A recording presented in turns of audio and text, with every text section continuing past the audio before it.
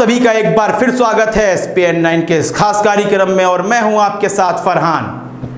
यदि बात देशभक्ति की होती तो चल जाती, हम बिल्कुल आपकी सभी बातें मान लेते हैं, लेकिन हमें पता है कि जो लोग देशभक्ति की बात कर रहे हैं लगातार उनकी बातें सुनाई देती हैं कि हम देशभक्त हैं, हम राष्ट्रवादी हैं। यह सभी भारतीय जानते हैं, सभी अल्पसंख्यक जानते हैं कि ये महज एक ढकोसला है। यदि आप देशभक्त होते तो ट्रक के नीचे लोग मर जा रहे हैं, ट्रक पलट जा रहा है, ट्रेन से कट जा रहे हैं, गरीब लोग पैदल अपने घरों की ओर हजारों किलोमीटर जा रहे हैं। यदि आपके भीतर कोई देशभक्ति होती तो इस तरह की कंडीशन नहीं आती, इस तरह की परेशानियां उन्हें नहीं उठानी पड़ती, बल्कि आप अपने देश के हित के लिए लगातार सरकार से सवाल करते कि आखिर हमारे नागरिकों की जान क्यों जा रही है। ये वही अंधभक्त हैं जो आज चुप बैठे हैं, लेकिन जब लॉकडाउन नहीं था और लॉकडाउन नहीं होगा ये फिर निकलकर सामने आएंगे। ये देशभक्त नहीं है बल्कि एंटी कम्युनिटी है, एक कम्युनिटी के एंटी है, एक को टारगेट बना रखा है और लक्ष्य बना रखा है। आप कहेंगे ऐसा क्यों हो सकता है कि भारतीय मुस्लिमों में कोई कमी हो, वह आतंकवादी हो, वह देशद्रोही हो, लेकिन हवन क्यों किया जा रहा था जब डोनाल्ड ट्रंप के चुनाव चल रहे थे अमेरिका में, जब उनको राष्ट्रपति बनाया जाना था तो क्यों दुआएं और मन्नतें मांगी जा रही थी कि राष्ट्रपति बने तो डोनाल्ड ट्रंप बने। क्यों?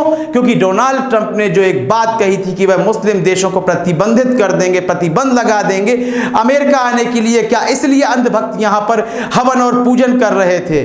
सोच कर देखिए इस बात को। और उनका विरोध करने वाला भी हिंदू समुदाय था, यह बात मैं बार बार अपने हर कार्यक्रम में कहता हूं। इसलिए मैं कोई हिंदू समुदाय नहीं कहता हूं बल्कि अंधभक्तों की जमात कहता हूं। यह वही अंधभक्त हैं। तो अब तक वह इस बात को भूले नहीं है कि NPR नामक प्रक्रिया आरंभ करनी है और अल्पसंख्यकों को डिटेंशन सेंटर में भेजना है। भले ही आसाम में अंधभक्तों की यह मुहिम काम नहीं की क्योंकि वहां मुस्लिम समुदाय के लोग कम मिलते हैं, उससे ज्यादा अन्य बहुसंख्यक समुदाय के लोग मिल जाते हैं, लेकिन उनको आभास जताया जा रहा है, उनको उम्मीद है कि उत्तर प्रदेश में जब यह प्रक्रिया जारी होगी, दिल्ली में होगी, मुंबई में होगी, भारतवर्ष में होगी, तो तमाम ऐसे लोग निकलेंगे अल्पसंख्यक समुदाय के जिन्हें डिटेंशन सेंटर की ओर जाना पड़ेगा। यह बात बिल्कुल नहीं भूले हैं अंधभक्त, ना योगी आदित्यनाथ, ना भारतीय जनता पार्टी या कोई नेता। मौजूदा समय में योगी आदित्यनाथ ने तो यह साफ कर दिया है कि NPR की प्रक्रिया होगी। जब यह प्रक्रिया दोहराई जाएगी, जब पहली बार रद्द होती हुई नजर आ रही थी, कोरोना का संकट आ जाता है, प्रक्रिया पर एक मंदन लग जाता है, विलंब हो जाता है, लेकिन कहा जा रहा है कि यह प्रक्रिया आरंभ होगी। आप सोचें कि अंधभक्त अब तक इस बात को बिल्कुल नहीं भूले हैं, लेकिन क्या आप भूल चुके हैं? यह मैं अल्पसंख्यक समुदाय से सवाल कर रहा हूं, आपने क्या तैयारियां की हैं? क्या आप फिर से जाकर के धरना करेंगे, प्रदर्शन करेंगे, या फिर यह करने की अब आपको इजाजत नहीं मिल पाएगी क्योंकि आपका एक रुख सत्ताधारी दल देख चुका है? तो अब कौन सी कवायद होगी यदि सरकार आपको धरना करने से रोकती है, एक जगह इकट्ठे होने से रोकती है? यह देखने वाली बात होगी लॉकडाउन हटने के बाद, कोरोना के संकट के थम जाने के बाद।